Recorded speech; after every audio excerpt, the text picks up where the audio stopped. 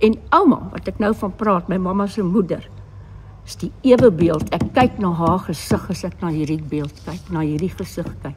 Dis absoluut die ewebeeld. Sy het die breë skouers gehad, sy het daai gesig gehad en ook dieselfde visie as haar pa. Ek het altyd vir haar gesê, as ek daar kom, dan klim ek op haar skoot, dan sê ek, vertel my van oupa. Dan vertel sy vir my stories van oupa.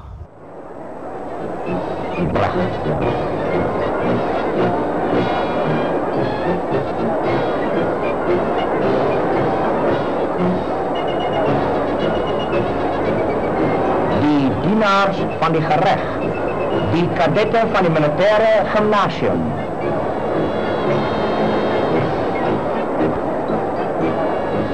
Vla en vaandels. Die majestueuze, indrukwekkende standbeeld dat nou onthuld gaan worden. Vraag is dit, reiziger op die pad van Zuid-Afrika. Jy was ook by die 1954. Yes, ek was toe dogter van so 14 jaar en ouma het die onthulling gedoen as dogter, dis al pappa. En ek was by met my voortrekker rokkie, was ou vandag so ou meisietjie en ek het daar so gekyk. En toe het ek gesien, ja, dis soos ek gelyk het daai dag. En ouma het dit gedoen en sy het my handjie vasgehou en ek was daar. Persoonlike Ja, ek sal vir jou sê hoe die gemeenskap vir Paul Kruger gesien het in die tyd wat hy in Pretoria was. Hulle het gesê dat hy is 'n waardige Salomo. Want hy kon dinge oplos. Maar hy was 'n waardige Moses, want God was sy, hoe sal ek sê, sy mentor. Hy het sy Bybel altyd by hom gehad. Hy het baie keer vir ouma gesê, dat ek pak my goed, ek soek 'n antwoord, en ek gaan dit net by God kry. 'n Antwoord vir my volk. Hy het tot 3 dae weggebly, en as hy terugkom, dan sê hy, my God het my die antwoord gegee. Ek weet wat vir die volk te sê.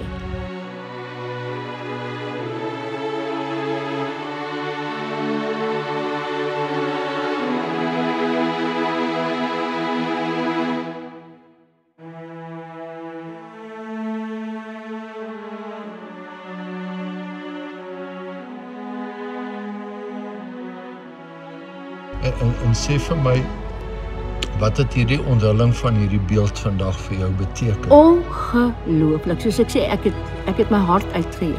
Ek het so aan bewe gegaan, want net vir my gesê, oupa, vandag is jy op die regte plek.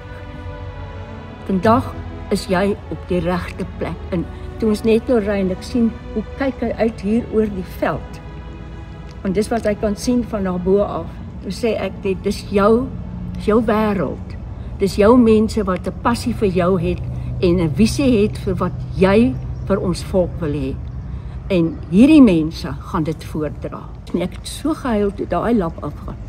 Dit was my 'n ongelooflike belewenis. En ek het net absolute bewondering vir daai man wat daar staan. En ek weet hy wil nie hê ons moet hom aanbid nie. Ons moet vir wat hy vir sy volk doen. Ja, nee, net vir my. Ek kon nie beter voorouers gehad het nie. Regtig nie.